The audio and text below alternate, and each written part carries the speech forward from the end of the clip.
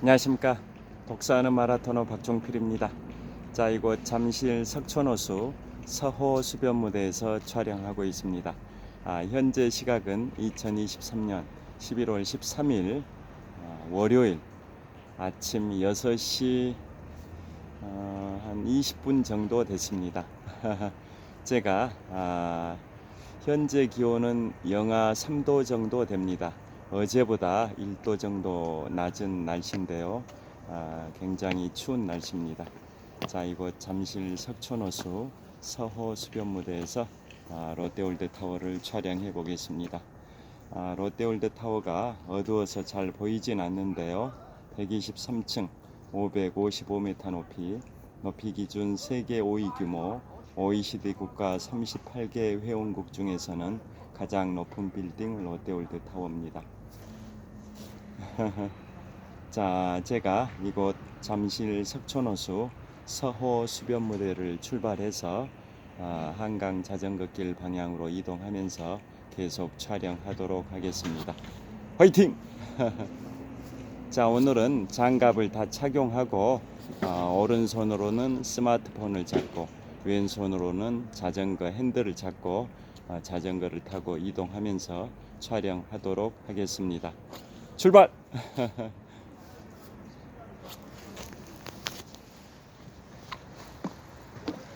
자, 이곳에 제 자전거를 세워뒀습니다.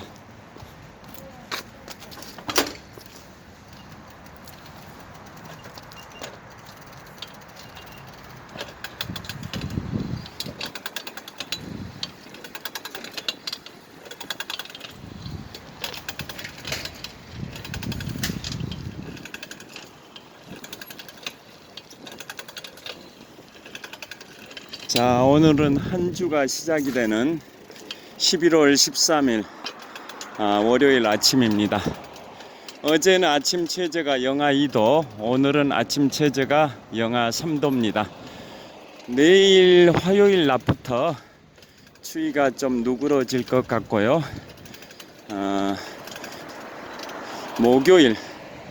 목요일에는 대학 수학 능력 시험이 있는 날인데요. 목요일에는 수능 한파는 없을 것으로 일기예보가 나와 있습니다. 그렇지만 전국적으로 비가 내린다고 합니다.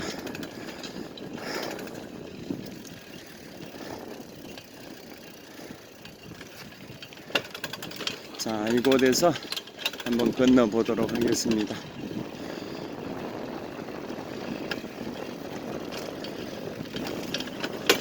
자, 오늘은 제가 아침 자전거 출근길에 중국의 2인자였던 리커창 전 총리의 지난 10월 27일 급사에 따른 중국 인민들의 추모 열기 관련해서 말씀드리고자 합니다. 자, 리커창 전 총리는 68세라는 꽤 젊은 나이에 급사를 하게 돼서 지금 다양한 음모설이 제기가 되고 있습니다. 중국의 현재 국가주석인 시진핑에 의해서 암살당한 게 아니냐라는 음모설이 있습니다. 그야말로 음모설이긴 한데요. 사실인지 아닌지는 정확하게 알 수 없기 때문에 그야말로 음모설입니다. 자, 리커창 전 총리는 1955년생인데요. 2013년부터 2023년 3월까지 중국의 국무원 총리를 10년 동안 했었고요. 지난 3월 달에 총리에서 물러난 다음에 약 7개월 정도 살다가 갑자기 심장마비로 급사를 했는데요. 나이가 68세밖에 안 됐습니다. 중국의 특권 계급층이 평균적으로 요즘 80대, 90대까지 생존할 수 있다라는 점을 감안하면 68세라는 나이에 죽었다라는 것은 그야말로 누군가가 배후에서 조종한, 즉 암살을 한 게 아니냐라는 음모가 계속 나오고 있습니다. 자, 그 죽음을 보면 이게 연상이 된다라는 인터넷 기사도 나옵니다. 즉 우리 중국의 삼국시대가 있는데요, 위촉오가 경쟁을 했던 중국의 삼국시대, 그 시대에도 뭐 서기 3세기죠. 3세기, 서기 3세기 그 시대에도 우리나라에도 삼국시대가 있었는데요, 중국에도 삼국시대가 있었습니다. 자, 그 중국의 삼국시대에 위나라의 실권자 조조가 있습니다. 조조가 그 당시에 제1인자 승상의 자리에 있었었고요, 제2인자가 상서령이라는 직책이 있었던 순옥이라는 사람이 있었습니다. 그래서 중국 삼국시대 위나라의 제1인자 승상이자 위국공인 조조가 제2인자가 마음에 안 들어서 제2인자인 상서령 순옥을 제거하는 과정이 소설 삼국지 연의와 역사서 위시 춘추에 자세히 묘사가 되는데요. 자, 여기가 갤러리아 팰리스 아파트 사거리입니다. 자, 거기 어떻게 묘사가 되냐면 조조가 순옥에게 음식을 하사를 합니다. 그런데 음식이 열어보니까, 보자기를 열어보니까 빈 그릇이었습니다. 빈 그릇. 그래서 순옥은 스스로 음독 자살을 하게 되는데요. 즉 조조가 순옥에게, 권력 1인자인 승상 조조가 권력 2인자인 상서령 순옥에게 빈 그릇을 보냈다라는 것은 당신의 값어치가 이제 더 이상 없기 때문에, 존재 가치가 없기 때문에, 쓸모가 없기 때문에 당신의 가치를 스스로 판단해서 가치를 정해라 라는 메시지를 보낸 걸로 판단한 순옥은 결국은 음독 자살을 하는 그런 과정이 소설 삼국지 연의와 역사서 위시 춘추에 자세히 묘사가 됩니다. 자, 그런 게 연상이 되는 게 최근에 중국의 리커창 전 총리의 급사 심장마비로 인한 갑작스러운 사망이다라는 인터넷 기사들이 계속 나오고 있는데요. 중국에서 1989년에天安문 사태가 발생이 됐습니다. 지금부터 34년 전인 1989년에 천안문 광장에서 민주주의를 외치는, 민주와 자유를 외치는 천안문 시위에 대해서 그 당시에 무력 진압을 했었는데요. 그 당시 천안문 시위의 주역이었던 한 인물이 현재 미국으로 망명을 해서 살고 있는데, 그분도 이번에 인터뷰한 내용이 기사에 뜨기도 했습니다. 즉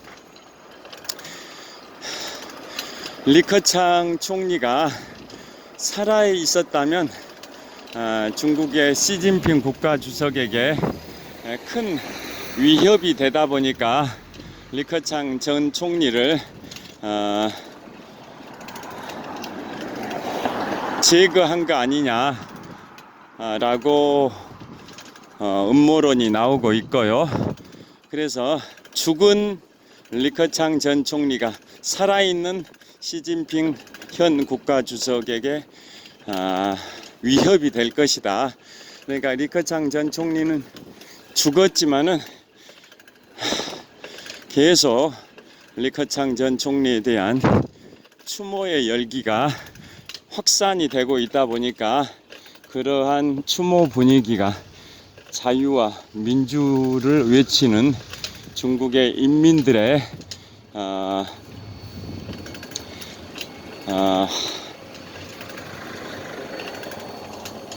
그 추모 열기 속에서 계속 그게 활활 타오르다 보면 현재 중국의 국가 주석인 시진핑에게도 악영향을 미치지 않을 거냐라는 전망들이 나오고 있습니다. 중국의 지도자들의 계보를 보면 제1세대 지도자가 마오쩌둥, 2세대 지도자가 덩샤오핑, 3세대 지도자가 장쩌민, 4세대 지도자가 후진타오, 5세대 지도자가 바로 현재 중국 국가주석인 시진핑인데요. 작년에 중국의 그 인민대표회의장에서 4세대 지도자였던 후진타오가 강제로 회의장에서 퇴장당하는 그러한 모습이 전 세계 언론의 스포트라이트 대서특필이 됐었는데요. 그러니까 현 5세대 지도자인 시진핑의 그 정책에 반기를 들고 있는 과거의 4세대 지도자 후진타오가 인민대표회의 회의장에서 강제로 쫓겨나가는 그런 모습이 그 권불 10년 화무 11옹, 즉 아무리 막강한 권력도 10년 이상 가지 못하고 아무리 화려한 꽃도 10일 이상 화려하게 불타오르지 못하고 져버린다라는 권불 10년 화무 11옹이라는 말이 있듯이 4세대 지도자의 그 후진타오 전 국가주석이 5세대 지도자인 현 국가주석 시진핑에 의해서 강제로 쫓겨나가는 그런 과정이 권력의 무상함을 생각나게 하는 그런 장면이 작년에 보도가 됐었는데요. 이번에 리커창 전 총리는 2023년 10월 27일에 68세라는 비교적 젊은 나이에 급사한 것은 중국의 특권 계급층이 평균적으로 80대, 90대까지 생존하는 점을 감안하면 분명히 이건 암살이 된 거 아니냐라는 음모론이 확산이 되고 있고, 설령 그게 아닐지라도, 그게 사실이 아닐지라도 지금 리커창 전 총리에 대한 추모 열기가 계속 확산되고 있는 점을 감안하면 죽은 리커창이 살아있는 시진핑에게 앞으로 계속 위협이 될 것이다. 결국은 백성들이, 인민들이, 국민들이 불만을 계속 축적을 하게 되면 그게 언젠가는 폭발하지 않을 거냐라고 전망들을 하고 있습니다. 그러니까 지금 중국이 이런 말이 있습니다. 자, 한강 자전거 길에 접어들었습니다. 자, 현재 시진핑 국가주석이 중국의 5세대 지도자인데요. 말로는 개혁, 개방을 계속 외치지만 계속 통제 경제 또 자유를 억압하는 그러한 정책을 추진하고 있다 보니까 인민들 사이에서는 특히 밀레니얼 세대, 젊은 층이죠. 밀레니얼 세대에서는 시진핑 국가주석이 과거에 소련의 공산당 서기장이었던 스탈린, 1924년에 볼셰비키 혁명의 주도자로서 소련의 권력 1인자가 됐던 레닌이 1924년에 사망하고 그 권력을 승계했던 이오시프 스탈린이 1924년에 레닌의 사후에 권력을 승계했는데요. 그로부터 30년 동안 무려 30년 동안 소련을 통치하면서 수천만 명을 죽음으로 몰리게 했던 그 압제자, 독재자 이오시프 스탈린의 철권 통치 기간이 1924년부터 1953년 스탈린이 사망할 때까지인데요. 자, 그 시기가 떠오른다라는 그러한 얘기들도 있습니다. 지금 시진핑 중국 국가주석의 독재 체제가 과거 구소련의 스탈린 체제가 연상된다라는 그러한 국민들의 정서가 계속 확산이 되고 있습니다. 그러게 되면 지금 현재 국가 권력에 의해서, 독재 권력에 의해서 국민들의 그러한 자유주의 운동, 민주주의 운동을 억압할 수는 있겠지만은 국민들이 현 정부에 대한 그런 불만의 그 분위기는 계속 발효가 되고 숙성이 돼가지고 언젠가는 그게 폭발할 수 있을 것이다 라는 전문가들의 의견이 인터넷 기사에 뜨고 있습니다. 자, 그러니까 리커창 전 총리는 역대 총리 중에서 가장 힘이 없던 총리로 평가를 받습니다.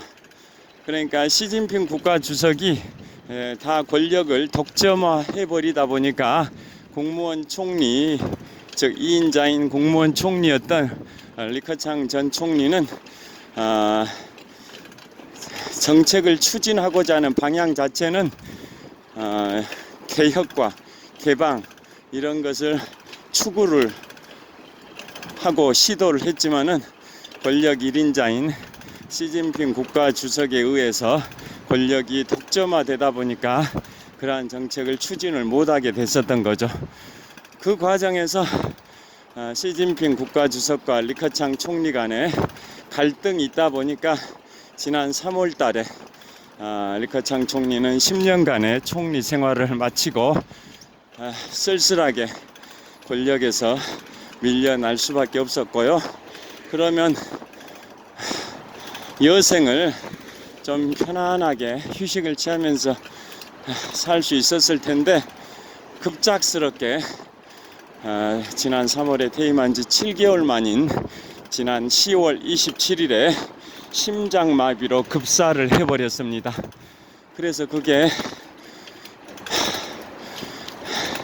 그 죽음에는 뭔가 배후가 있지 않냐라는 음모설이 인터넷에 계속 확산이 되고 있고, 그게 사실이 아닐지라도 죽은 리커창이 살아있는 시진핑에게 큰 위협으로 작용할 수 있다.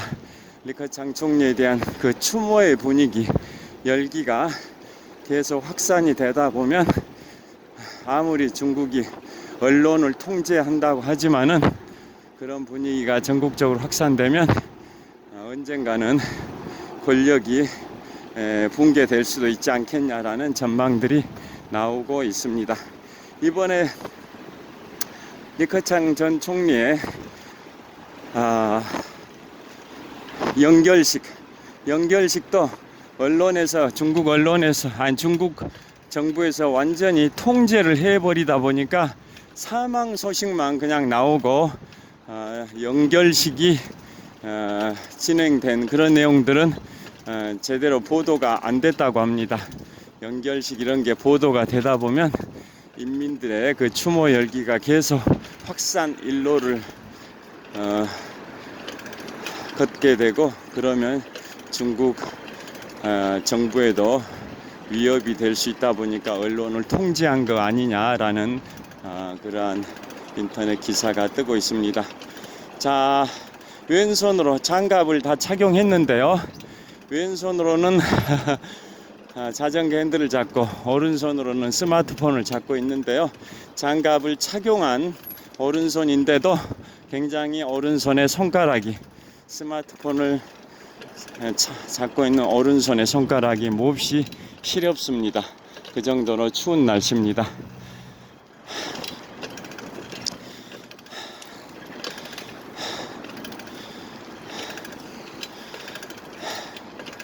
그러니까 권력의 1인자와 2인자의 관계는 그런 것 같습니다. 우리 조선왕조 시대에도 재상, 영의정이죠. 영의정. 재상과 국왕의 그런 관계.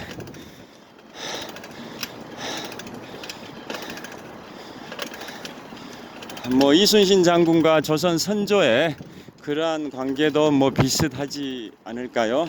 조선 선조는 본인이 국왕인데 이순신 본인은 임진왜란이 발생됐을 때 계속 백성들을 버리고 임진각을 건너서 평양으로 피신하고 또 나중에는 압록강까지 가서 만주로 망명을 하려고 했었죠. 백성들이 전란에서 죽어가고 있는 상황에서 조선의 임금 선조는 자 손이 굉장히 시렵습니다. 장갑을 착용했는데도 손이 꽤 시렵습니다. 자, 이쪽으로. 자, 조선의 선조는 백성들이 전란에서 죽어가는 그런 상황에서도 본인은 살겠다라고 경복궁을 버리고 임진계와 임진강을 건너서 평양의 대동강을 건너서 압록강을 건너서 중국까지 도망가려고 했는데요. 그 당시에 이순신 장군의 절친이자 후원자였던 서해 유성룡 선생이 영의정으로서 선조를 보필하면서 선조에게 충언을 하죠. 전하께서 압록강을 건너서 중국 만주로 망명을 하게 되면 전란이 끝났을 때 명나라가 우리 조선을 도와서 일본군을 막아내고 우리가 한반도 조선반도를 지킨다 할지라도 그래서 전하께서 다시 조선으로 돌아온다 해도 백성들은 전하를 임금님으로 국왕으로 여기지 않을 것이다. 그래서 절대로 이곳 압록강을 건너서 중국 땅으로 가서는 안 된다라고 목숨을 걸고 충언을 했기 때문에 선조가 만주 땅을 밟지 않았다라는 그 역사를 다 아실 텐데요. 그런 식으로 조선 국난을 당한 우리 조선이 1392년에 건국이 되고 그로부터 딱 200년이 됐던 1592년에 임진왜란이 발생이 됐는데요. 자, 그 국가의 운명 흥전등화의 그러한 조선의 그런 운명 위기 상황, 국난 상황에서 임금은 도망을 가는데 우리나라의 충무공, 조선의 충무공 이순신은 외적에 맞서서 목숨을 걸고 외적과 사투를 벌이는 그러한 과정. 충무공 이순신 장군과 또 의병들, 승병이 없었으면 조선은 건국한 지 200년 만에 멸망해버렸을 수도 있는데요. 의병과 승병들이 들고 일어나서 왜군에 맞서 싸웠고 충무공 이순신 장군께서 바다를 지켜내셨기 때문에 우리 조선은 멸망하지 않았다고 해도 과언이 아닐 텐데요. 자, 올림픽대교 남단을 통과하고 있습니다. 자, 그러한 선조는 도망가는데 이순신 장군은 열심히 싸워가지고 백성들로부터 신망을 받다 보니까 선조는 이순신 장군에 대해서 엄청난 시기와 질투와 모함을 하게 되는 거죠. 이순신 장군이 위대해 보일수록 선조는 초라해 보일 수밖에 없다 보니까 선조는 이순신에 대해서 그런 핍박을 하고 모함을 하고 시기하고 질투했었던 거죠. 그러한 악조건 속에서 이순신 장군은 왜군에 맞서서 23전 전승의 신화를 기록했었다라는 그 역사를 아실 겁니다. 그러니까 지금 중국의 시진핑 국가주석도 리커창 전 총리가 개혁, 개방의 목소리를 높일수록 시진핑 국가주석 입장에서는 그게 마음에 들지 않았었던 거죠. 그래서 지난 3월에 총리 자리에서 물러나게 하고 그냥 리커창 총리가 편안하게 여생을 살 수 있게 놔뒀으면 좋은데 배후에서 죽게 만든 거 아니냐. 물론 음모설입니다. 설입니다. 설. 실제인지는 누구도 알 수 없습니다. 제거해버린 거 아니냐. 정적을 제거해버린 거 아니냐. 중국 삼국시대에 위나라의 승상조조가 상서령 순욱을 제거하듯이 중국의 국가주석이 리커창 전 총리를 제거해버린 거 아니냐라는 음모설이 계속 나오고 있습니다. 그래서 인터넷 기사를 보면 제목이 죽은 리커창이 살아있는 시진핑에게 큰 위협 요소가 될 수 있다. 제거됐다 해서 끝나는 게 아니라 리커창 전 총리의 죽음에 따른 인민들의 추모 열기가 계속 확산이 되다 보면 현 시진핑 국가주석의 통치 체제에 큰 위협이 될 것이다 라고 전망들을 하고 있습니다. 그래서 이순신 장군께서 그렇게 시기와 질투, 선조의 시기 질투 속에서 출전해서 위대한 승리를 거뒀기 때문에 임진왜란의 승리가 더 값어치가 있는데요. 자, 이제 저기 가서 제가 마무리 클로징 멘트를 하겠습니다. 자, 한강 자전거길 풍납토성 나들목 도착 약 한 10분 아니 10분이 아니라 한 100m 전입니다.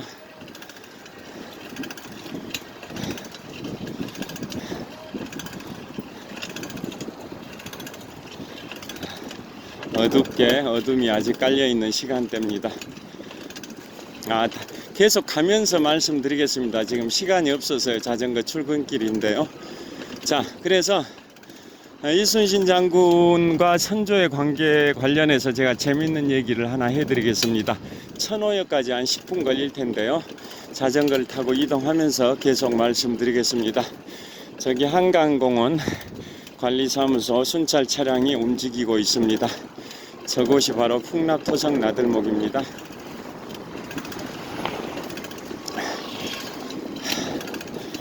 자, 현재 영하 3도 정도 됩니다. 현재 시각은 2023년 11월 13일 월요일 아침 6시 50분이고요. 자, 풍납토성 나들목입니다. 자, 풍납토성 나들목 힘차게 통과하고 나서 약간 오르막길이기 때문에 여기를 통과하고 나서 말씀을 드리도록 하겠습니다.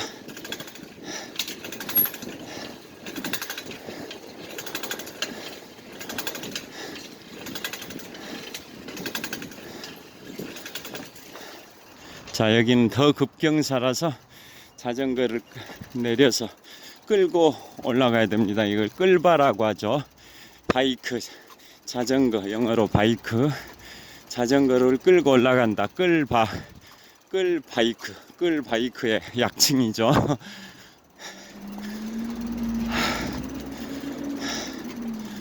급경사 오르막길입니다.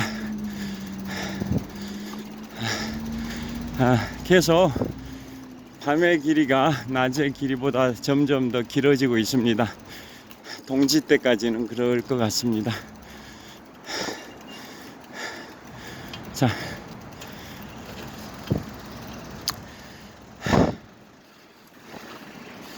자, 차들이 여기 신호대기 하겠습니다. 전방 풍납 백제문화공원입니다. 자, 신호가 바뀌었습니다.